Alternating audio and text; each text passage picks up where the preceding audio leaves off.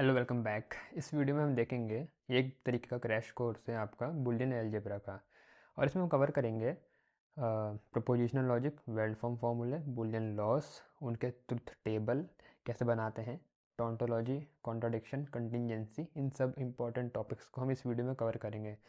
तो शुरू करते हैं। यहाँ पर मैं कुछ इम्पॉर्टेंट क्वेश्चंस भी साथ ही साथ बीच में आपको सॉल्व करवाऊँगा और कुछ होमवर्क के लिए दूंगा। ठीक है, तो चलिए देखते हैं। तो बुलियन अलजेब्रा में सबसे जो पहली चीज़ आती है हमारी वो है प्रपोजिशनल लॉजिक। अब प्रपोजिशनल लॉजिक में जो प्रपोजिशन हमारा होता है वो एक सिंपल सी चीज़ है। ये या तो ट्रू हो सकता है या फॉल्स हो सकता है, इसके अलावा कुछ नहीं होगा। अब जैसे दो एग्जांपल मैंने ले रखे, इट इज़ रेनिंग। अब इट इज़ रेनिंग या तो ट्रू हो सकती है कि भाई बारिश हो रही है, या होगा फॉल्स कि बारिश नहीं हो रही। इसके अलावा तो कुछ और नहीं हो सकता ना। तो पहला वाला मेरा है प्रपोजिशन। दूसरे वाले पे आते हैं ओपन द डोर। अब ओपन द डोर का आंसर ट्रू फॉल्स में नहीं दे सकते, ठीक है ना, तो ये प्रपोजिशन नहीं है। क्लियर है यहाँ तक? तो प्रपोजिशन वो होगा जो या तो ट्रू हो सकता है या फिर फॉल्स हो सकता है, इन दोनों में से कोई एक चीज़ वो हो सकती है। अब आते हैं वेल फॉर्म फार्मूले में। तो वेल फॉर्म फार्मूले हैं जो हमारे, वो एक ऐसा सेंटेंस होता है जिसका कोई सेंस बने, ग्रामेटिकल सेंस। तो ए को मानते हैं कि इट इज़ रेनिंग और बी मानता हूँ विंड इज़ ब्लोइंग। तो पहले वाले केस में क्या होगा, ए एंड बी। तो ये बना it is raining and wind is blowing, तो सेंस बन रहा है। दूसरे वाले केस में देखें, इट इज़ रेनिंग एंड और विंड इज़ ब्लोइंग, तो इसका तो कोई सेंस नहीं बन रहा ना, एंड भी आ रहा और भी आ रहा, तो ये मीनिंगलेस है। तो ये हमारा वेल फॉर्म फार्मूला होता है, ठीक है, जिसका कुछ सेंस बने। तो सेकंड वाला यहाँ पर वेल फॉर्म फार्मूला नहीं होगा। यहाँ तक बात क्लियर है? अब आते हैं अपने ऑपरेटर्स पे। तो बुलियन अलजेब्रा की जो सबसे इंपॉर्टेंट चीज़ है अगली तुम्हारी, वो है ऑपरेटर्स। ऑपरेटर्स के बिना हम ना बुलियन एक्सप्रेशन को सॉल्व कर पाएंगे, ना ट्रुथ टेबल को डिज़ाइन कर पाएंगे, तो इनको आना ज़रूरी है। अब समझते हैं क्या है। देखो, ऑपरेटर पे डायरेक्ट आने से पहले एक बहुत इंपॉर्टेंट चीज़ क्लियर कर दूँ। जो यहाँ पर हमें जैसे दिख रहा है पी लिखा हुआ है, तो ये होते हैं हमारे वेरिएबल्स, ठीक है। अब वेरिएबल्स हमारे एक भी हो सकता है, दो भी हो सकते हैं, तीन भी हो सकते हैं। नॉर्मली क्वेश्चन तीन तक में ही आते हैं, ज़्यादा से ज़्यादा चार हो जाएंगे।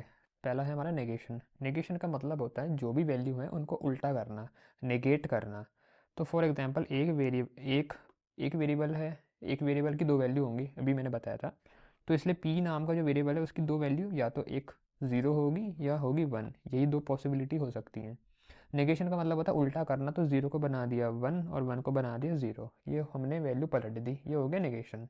तो अब आते हैं डिसजंक्शन पे। डिसजंक्शन का मतलब होता है और, ठीक है।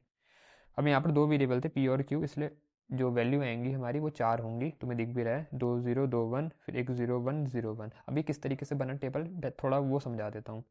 जब दो वेरिएबल थे तो टू की पावर टू हुआ फोर, तो इसलिए चार वैल्यूज़ आई, ये तो तुम्हें समझ में आ गया। अब चार वैल्यूज़ में ये पहले दो जीरो कैसा है, फिर दो वन कैसा है, ये कैसे हो रहा है वो मैं समझाता हूँ। वैल्यूज़ थी चार, ठीक, इसका आधा कर देंगे, कितना हुआ टू। यहाँ तक क्लियर है? स्टार्टिंग हम हमेशा करते हैं ज़ीरो से, तो पहले आएंगे दो ज़ीरो, फिर बाद में आएंगे दो वन। तो दिख रहा है तुम्हें, पहले यहाँ आए दो ज़ीरो, बाद में आए दो वन। फिर उसके बाद उसका भी आधा कर देंगे, तो क्या आएगा, एक ज़ीरो एक वन, एक ज़ीरो एक वन, एक ज़ीरो एक वन, एक ज़ीरो एक वन, ये तरीका होता है, ठीक है। जितनी वैल्यूज़ थी उसका आधा कर दिया, जो भी आधा करके आया उतने ज़ीरो डालो स्टार्टिंग में, फिर उतने वन डालो बाद में। तो यहाँ पर दो ज़ीरो आए स्टार्टिंग में, दो वन आए बाद में, फिर उसका भी आधा कर दो, कितना हुआ, एक। तो फिर एक ज़ीरो आएगा, एक वन, एक ज़ीरो एक वन, ठीक है। अब और का मतलब ये होता है एनी वन देन वन। एक भी वैल्यू वन आ गई तो वन होता है, या एक भी वैल्यू ट्रू आ गई तो ट्रू होगा। तो यहाँ देखो, यहाँ भी ज़ीरो है, यहाँ भी ज़ीरो है, एक भी वन नहीं आया, तो इसलिए रिजल्ट में भी ज़ीरो है। यहाँ ज़ीरो था लेकिन यहाँ वन है, तो इसलिए रिजल्ट में वन आ गया, क्योंकि एक वन तो आ गया है, क्यू वन था। ऐसे ही यहाँ पर ये वाला वन है, बट ये वाला ज़ीरो है, तो कोई नहीं, एक तो वन आ गया तो वन है, और यहाँ तो दोनों ही वन है तो आया है वन। तो एटलीस्ट एक वन हो तो हमारा वो वन हो जाता है, वो ट्रू हो जाता है। कंजंक्शन थोड़ा उल्टा है, ये है एंड। तो अगर एंड में एक भी ज़ीरो हो गया तो ज़ीरो हो जाएगा। तुम इसको थोड़ा ऐसे रखो, मैथ में हम क्या करते हैं, मैथ में एंड को तुम मल्टीप्लाई से समझो। तो अगर मैं किसी भी चीज़ को ज़ीरो से मल्टीप्लाई कर देता हूँ तो वो ज़ीरो बन जाती है ना। उसी तरीके से कंजंक्शन में यहाँ पर ज़ीरो जिस वाले में भी आ गया वो ज़ीरो बन जाएगा। तो पहले वाले में क्या है, यहाँ ज़ीरो, यहाँ ज़ीरो, तो ज़ीरो इंटू ज़ीरो ज़ीरो ही होता है, ठीक है, समझाने के लिए। अब यहाँ 0 है, यहाँ 1 है, तो 0 इंटू 1 0 ही होगा। अब यहाँ 1 है, यहाँ 0 है, तो 1 इंटू 0 0 ही होगा। और 1 इंटू 1 1। क्लियर है? ठीक है ना? तो एंड में और में डिफरेंस याद रखना, एक भी 1 हो गया तो 1 हो जाएगा क्योंकि और कर रहे हैं, लेकिन एंड में मल्टीप्लाई कर रहे हैं तो एक भी 0 हो गया तो 0 हो जाएगा। मेरे ख्याल से ये दो तुम्हें समझ में आ गए होंगे। तीसरा आता है इम्प्लीकेशन। इम्प्लीकेशन में एक ही इंपॉर्टेंट है जिसे याद रखना है, ये वाला केस। जब पहला 1 है दूसरा 0 है तो 0, बाकी वाले में 1। बस ये है, पहला 1 है दूसरा 0 है तो 0, बाकी वाले में 1 1 1। ये है इम्प्लीकेशन। आते हैं इक्विवेलेंस में। इक्विवेलेंस में जो दोनों सेट की वैल्यू जब इक्वल हो जाती है तो वो वाला 1 होता है। तो जैसे यहाँ ये 0 है, यहाँ पर ये 0 है, तो आंसर में आया 1।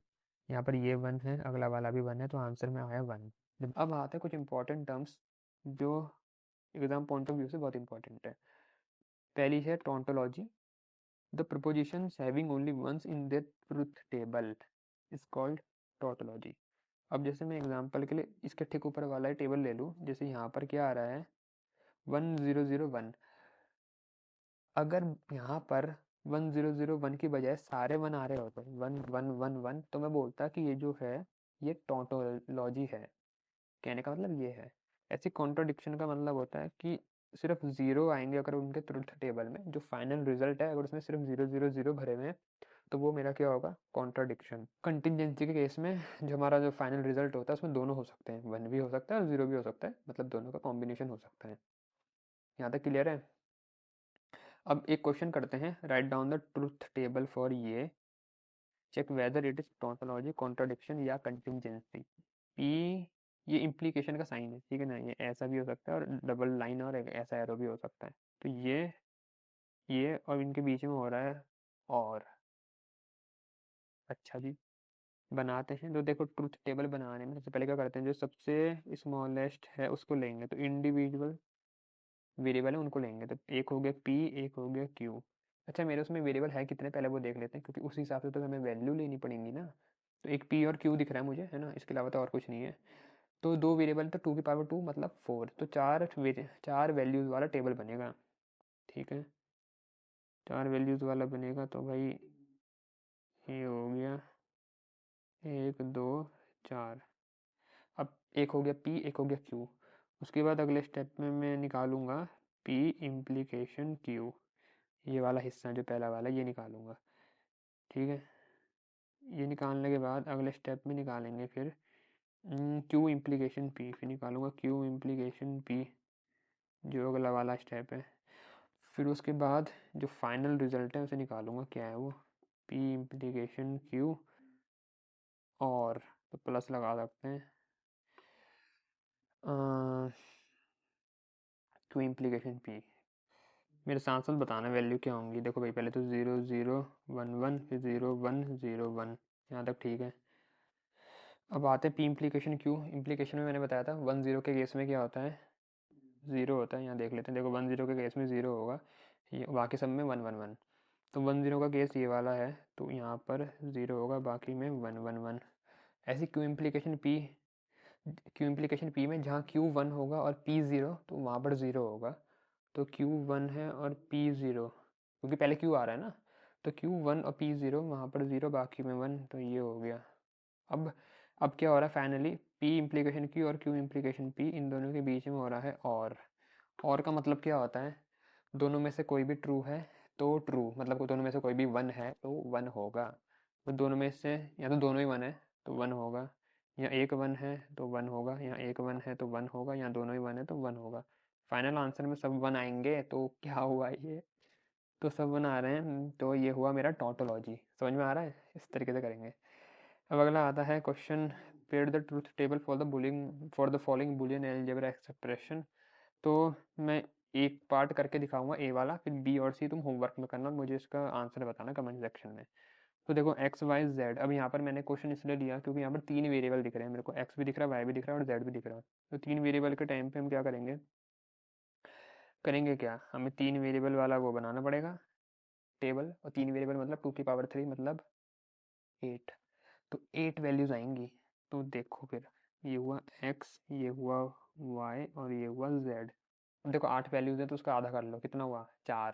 तो शुरुआत में 4 0 आएंगे, 1 2 3 4 और फिर क्या आएंगे 4 1, 1 2 3 4।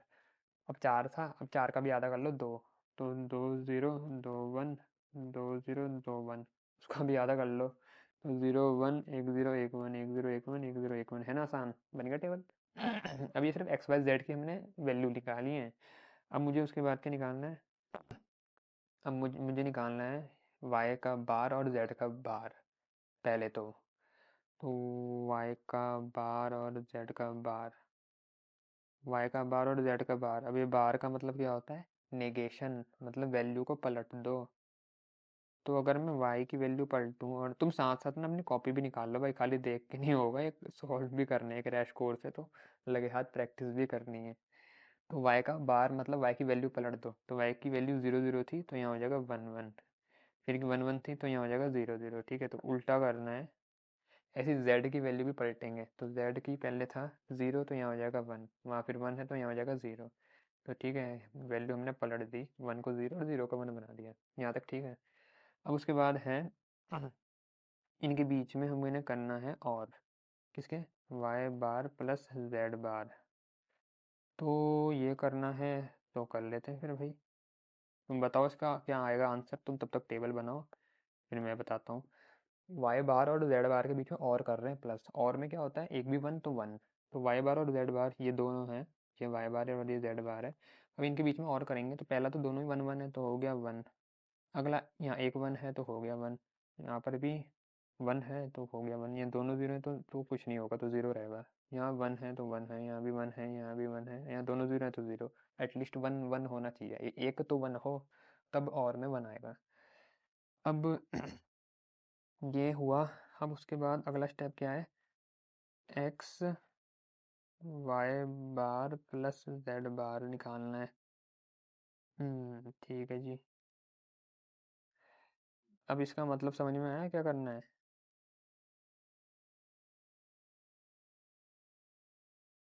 यहाँ हमें वाई बार और जेड बार जो मैंने पिछले स्टेप में निकाला था इनके बीच का और करके उसमें एक्स की इंटू निकालनी है। एक्स की इंटू मतलब एक्स का और इनका, ये जो है देखो, ये जो निकाला है ये और एक्स, इनके बीच में एंड करनी है। ठीक है ना, समझ में आया। तो कैसे करेंगे एंड, एंड में क्या होता है एक भी ज़ीरो तो ज़ीरो, तो एक्स कहाँ था मेरा, एक्स मेरा यहाँ पर है और वाई बार प्लस जेड बार वो मेरा यहाँ पर है। तो इनकी वैल्यू के बीच में हम करके देखते हैं, तो यहाँ देखो एक्स है ज़ीरो और ये था वन पहले वाले केस में, तो भाई एंड करेंगे एक ज़ीरो आ गया तो ज़ीरो। ऐसे ही अब एक्स में देख लो जहाँ जहाँ ज़ीरो है तो वहाँ तो ज़ीरो वैसे ही आ जाएगा क्योंकि एंड हो रहा है, यहाँ भी ज़ीरो यहाँ भी ज़ीरो यहाँ भी ज़ीरो। अब यहाँ एक्स वन है ये भी वन है तो वन आएगा, एक्स वन है ये भी वन है वन आएगा, ये वन है ये वन है वन आएगा, ये एक्स वन है ये ज़ीरो है तो ज़ीरो आएगा क्योंकि एक ज़ीरो हो गया, एंड कर रहे हैं तो ज़ीरो ही बनेगा। ये हुआ। अब तो अभी हमने कितना सॉल्व कर लिया, हमने पहला पार्ट तो निकाल लिया इतना वाला, एक्स वाई बार प्लस जेड बार वाला हो गया। अब वो पीछे का निकालना है। तो निकालते हैं। तो अब हम निकालेंगे एक्स और वाई बार, ठीक है। यहाँ एक्स और वाई बार के बीच में एंड हो रहा है, कोई साइन नहीं है तो उसका मतलब होता है कि एंड ऑपरेशन हो रहा है। तो एक्स तो मेरे पास यहाँ पहले से है और वाई बार मैंने यहाँ निकाल रखा है, ठीक है। तो इन दो के बीच में हमें करना है क्या, ऑपरेशन भाई, एंड ऑपरेशन एक्स और वाई बार के बीच में। तो यहाँ एक्स की वैल्यू है ज़ीरो और वाई बार की वैल्यू वन, एंड करेंगे एक भी ज़ीरो है तो ज़ीरो, तो भाई शुरू के चार तो ज़ीरो ही हो जाएंगे क्योंकि वहाँ पर एक्स तो ज़ीरो ही है। फिर यहाँ पर ये वन है तो वाई बार मेरा यहाँ पर वन है तो यहाँ ये वन हो गया, वन वन तो वन है। फिर यहाँ वन ज़ीरो तो ज़ीरो, वन ज़ीरो तो ज़ीरो, एक भी ज़ीरो आया तो ज़ीरो क्योंकि एंड ऑपरेशन है, ठीक है। ये निकालने के बाद अब सीधा फाइनल आउटपुट है वो आएगा एक्स वाई बार प्लस जेड बार, उसके बाद प्लस एक्स वाई बार। अब देखो एक्स वाई बार प्लस जेड बार ये मैंने यहाँ निकाल रखा है, फिर एक्स वाई बार वो मैंने यहाँ निकाल रखा है। अब इनके बीच में करना है और, दिख रहा है ना ये प्लस ऑपरेटर, इन दोनों के बीच में मतलब ये वाला और इसके बीच में करना है और में क्या होता है एक भी वन तो वन, ठीक है। तो शुरुआत में तो चार जीरो ही हैं तो भैया ये तो जीरो ही रहेगा। फिर ये 2 1 है तो ये 2 1 आ गए। फिर उसके बाद यहाँ 0 है, यहाँ नहीं नहीं, एक भी 1 तो 1, तो यहाँ पर 1 है, ठीक है ना। यहाँ 1 1 1, यहाँ एक 1 था तो 1 आया मेरा आउटपुट में, क्योंकि और हो रहा है, ठीक है। और यहाँ पर 0 था तो यहाँ 0 ही रहेगा, ट्रुथ टेबल की मदद से आंसर, ठीक है। अब तुम बी और सी अपना होमवर्क में करना, मुझे उम्मीद है तुम्हें समझ में आएगा कि बनाना कैसे है। अब आगे बढ़ते हैं। अब मुझे तुम्हें समझाने हैं boolean laws with truth tables. Boolean laws को समझेंगे और ट्रुथ टेबल में से कैसे हम ये लॉज निकाल रहे हैं वो समझेंगे। देखो कुल मिला के तुम्हारे 10 हैं लॉ बुलियन अलजेब्रा में जो इम्पोर्टेंट है, ठीक है। तो वो तो तुम्हें आने चाहिए। 10 मैं बता रहा हूँ कौन से हैं, और 10 में 10 हैं जो, उनमें एक डी मॉर्गन का लॉ है जो दो अलग अलग होते हैं, वन फर्स्ट थ्योरम और सेकंड थ्योरम। ये बहुत इंपॉर्टेंट है भाई, इसका बहुत यूज़ होता है। अब समझते हैं। देखो प्रॉपर्टीज ऑफ ज़ीरो। ज़ीरो की प्रॉपर्टी ऐसी होती है कि ज़ीरो में अगर कोई एक्स है उसको ऐड किया, ऐड मतलब और ऑपरेशन करा तो एक्स ही आएगा, चाहे तुम एंड करो ज़ीरो आएगा, ठीक है।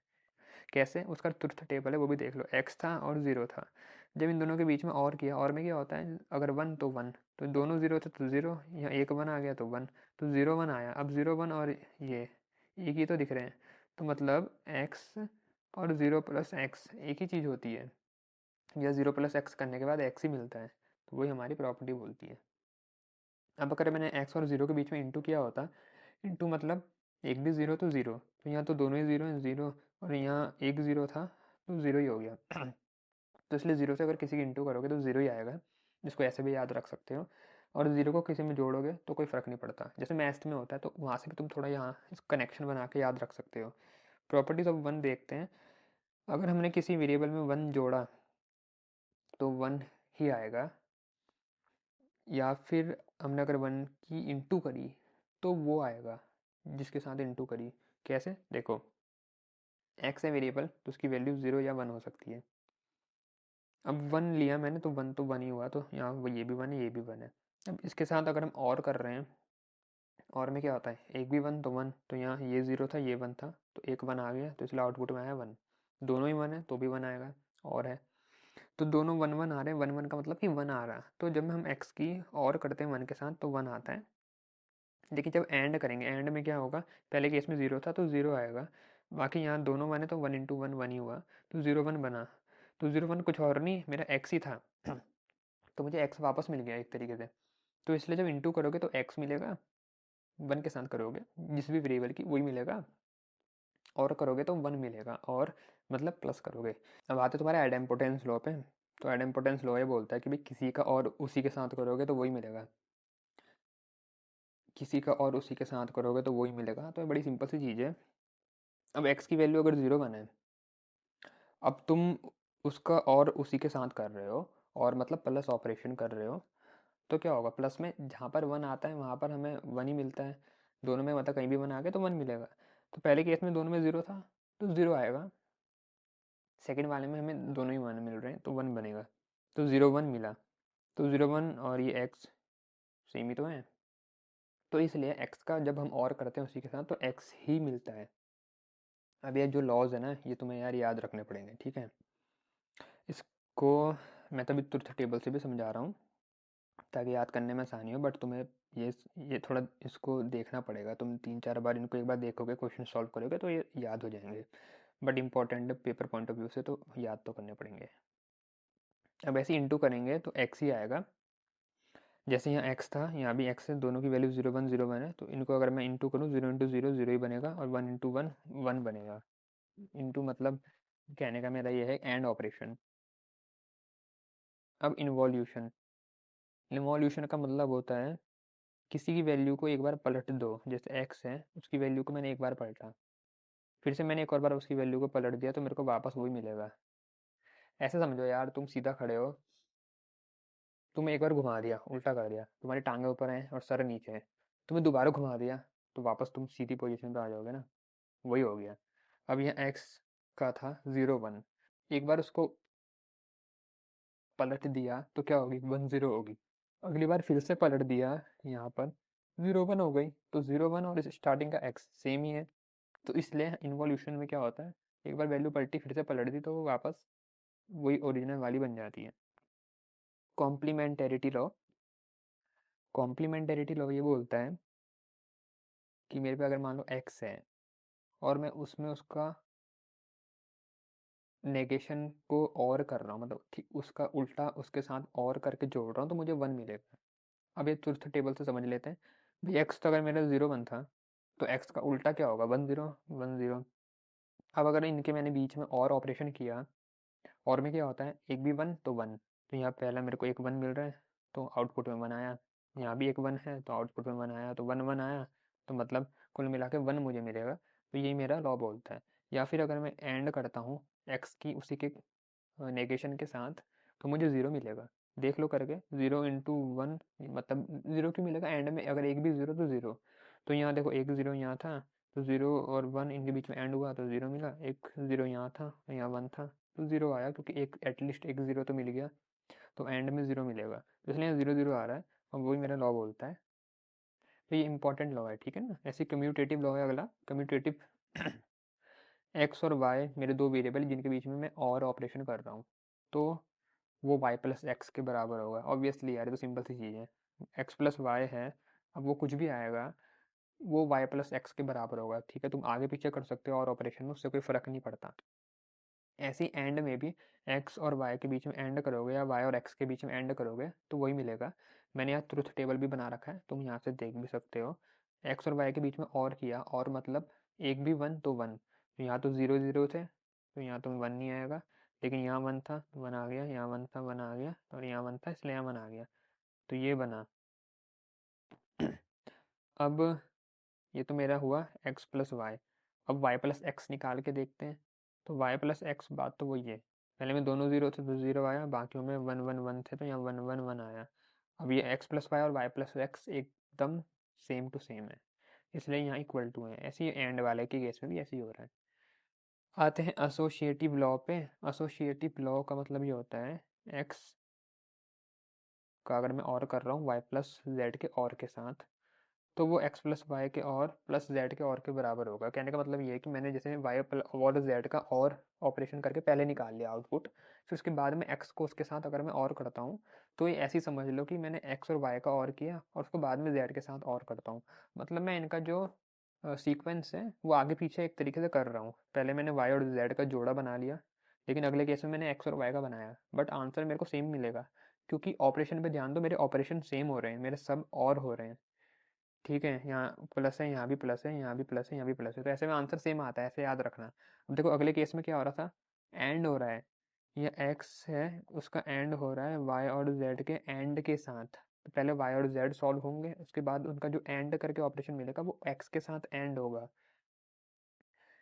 अब यहाँ पर ध्यान देने वाली बात है, ऑपरेशन सेम हो रहे हैं, एंड हो रहा है, तो इसलिए यहाँ पर सीक्वेंस से फ़र्क नहीं पड़ता। अगर मैं x और y का एंड करूँ, उसके बाद z के साथ उसका एंड कर दूँ, तो एक ही आउटपुट आने वाला है, क्योंकि ऑपरेशन इज सेम, ठीक है। तो ये ट्रुथ टेबल है, इसको देखना, डाउट होगा तो मुझसे कमेंट में पूछना। अब आते हैं डिस्ट्रीब्यूटिव लॉ पे। तो डिस्ट्रीब्यूटिव लॉ क्या बोलता है, अगर y प्लस जेड अंदर दो का और ऑपरेशन हो रहा है और बाहर से एक और वेरिएबल है जिसका उनके रिजल्टेंट के साथ एंड हो रहा है, जैसे यहाँ मुझे दिख रहा है, तो हम इसको ऐसे लिख सकते हैं कि x और y का एंड करके और कर दो x और z के साथ। जैसे एक तरीके से ऐसे देखो, जैसे मैथ्स में हम मल्टीप्लाई नहीं करते थे, कॉमन लिया रहता था उसको, x और x into y plus x into z, तो उस टाइप से हो रहा है डिस्ट्रीब्यूटिव लॉ, अगर कभी पढ़े हो मैथ्स में, पढ़े होंगे, ठीक है। तो उसी तरीके से मतलब यहाँ पर याद रखने के लिए तुम ऐसे समझ सकते हो, बाकी डिटेल में समझने के लिए मैंने ट्रुथ टेबल बना रखी है, उसको देखना, नहीं आता समझ में क्वेश्चन मुझसे तुम पूछ सकते हो, ठीक है ना। चाहे तुम कमेंट में पूछो, चाहे इंस्टाग्राम में पूछो, वो तुम्हारे ऊपर है। एब्जॉर्प्शन लॉ, एब्जॉर्प्शन लॉ में ये होता है, जैसे यहाँ पर एक्स प्लस एक्स वाई है, मेरा एक वेरिएबल है एक्स, फिर वही और ऑपरेशन करेंगे दूसरे वाले के साथ भी आ रहा है एंड में, तो वो एक्स ही आएगा मेरा आउटपुट में। और अगर ऐसी एंड हो रहा है, देखो यहाँ एंड हो रहा है और अंदर हो रहा था और ऑपरेशन, एक्स प्लस वाई का और हो रहा है और बाहर से एक्स का उसके साथ एंड हो रहा है, तो भी वो एक्स ही आएगा। जो वेरिएबल, अब याद कैसे रखोगे, जो वेरिएबल रिपीट हो रहा है, जैसे यहाँ पर एक्स रिपीट हो रहा है, पहले अकेला था, फिर वाई के साथ आ गया एंड में, और इन दोनों के बीच में हो रहा है और ऑपरेशन, तो एक्स ही मिलेगा।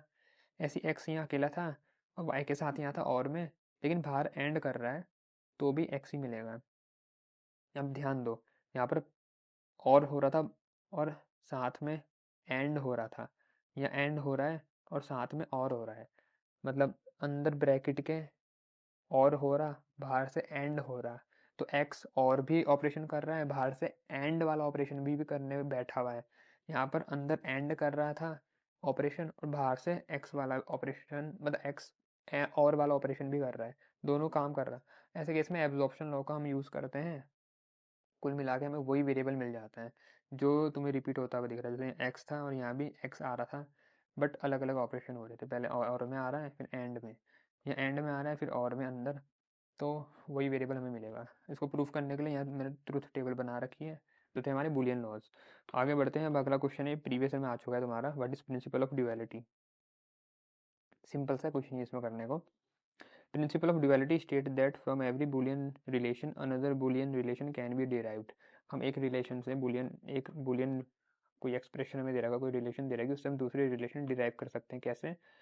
हमें बस प्लस साइन को डॉट में बदलना होगा, मतलब और ऑपरेशन को एंड में, या एंड ऑपरेशन को और में, या वन को ज़ीरो में, या ज़ीरो को वन में। बस ये करना है। जहाँ भी हमें ज़ीरो दिखेगा उसे वन से चेंज कर देंगे, जहाँ भी वन दिखेगा उसे ज़ीरो से चेंज कर देंगे, जहाँ प्लस होता हुआ दिखेगा वहाँ उसे एंड से चेंज कर देंगे, या जहाँ एंड होता हुआ दिखेगा उसे प्लस से चेंज कर देंगे। यही काम करना है।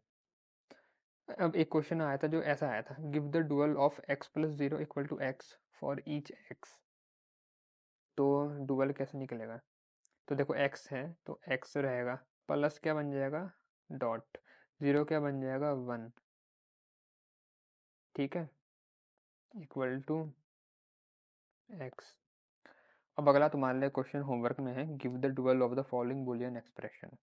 जहाँ जहाँ तुम्हें प्लस दिखेंगे वहाँ डॉट से रिप्लेस करना है, जहाँ डॉट दिखेंगे प्लस से, और जहाँ वन दिखेगा उससे ज़ीरो से, जहाँ ज़ीरो दिखेगा उसे वन से। कर सकते हो?